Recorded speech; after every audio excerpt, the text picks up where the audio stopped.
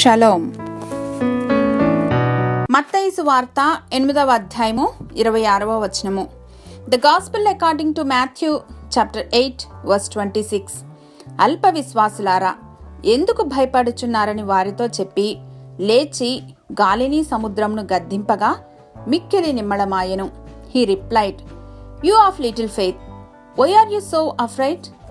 Then he got up and rebuked the winds and the waves, and it was completely calm. యేసు ప్రభులు వారు ఆయన శిష్యులు గదరేనీయుల దేశంలోనికి వెళ్ళటానికి దోణి ఎక్కి వెళ్ళుచూ ఉండగా సముద్రం మీద తుఫాను లేచి దోణి అలల చేత కప్పబడుతుంది.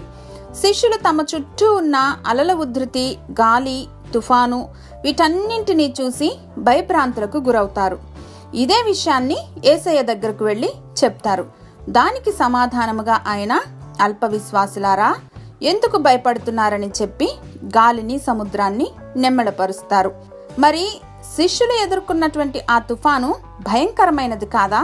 ఖచ్చితంగా అత్యంత భయంకరమైనదే, భీతిని కలిగించేదే. కానీ ఒక్కసారి వారు తమతో ఎవరున్నారో గుర్తు చేసుకుని ఉంటే భయపడేవారు కాదేమో. ఇంకా వారికి తమతో ఉన్న సృష్టికర్త, రక్షకుని పట్ల సంపూర్ణంగా అవగాహన కలిగిలేరు. యేసు నామం అన్నింటికన్నా పైనామం. ఈనాడు మనం ఎదుర్కొంటున్నటువంటి తుఫాను, అలజడి, సమస్య, ఆందోళన వీటన్నింటికీ పైనున్న నామం యేసునామం. హల్లెలూయా.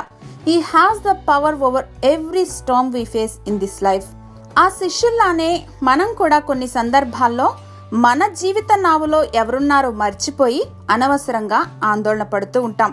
గుర్తుంచుకుందాం, మన ముందున్నటువంటి ప్రతి సవాలును ధైర్యంగా ఎదుర్కొందాం. ఎందుకంటే వాటిని కంట్రోల్ చేస్తుంది ఎవరో మనకు తెలుసు కదా. మహిమాన్వితుడైన మా తండ్రి, మా జీవిత నావలో మీరుండి సమస్తం నడిపిస్తూ ఉండగా చింత లేకుండా మేము సాగిపోగలిగినటువంటి కృపను అనుగ్రహించమని యేసుక్రీస్తు వారి ఘనశ్రేష్ఠ నామంలో వేడుకొని పొందుకొని మా ప్రియ పరలోకపు తండ్రి. ఆమేన్.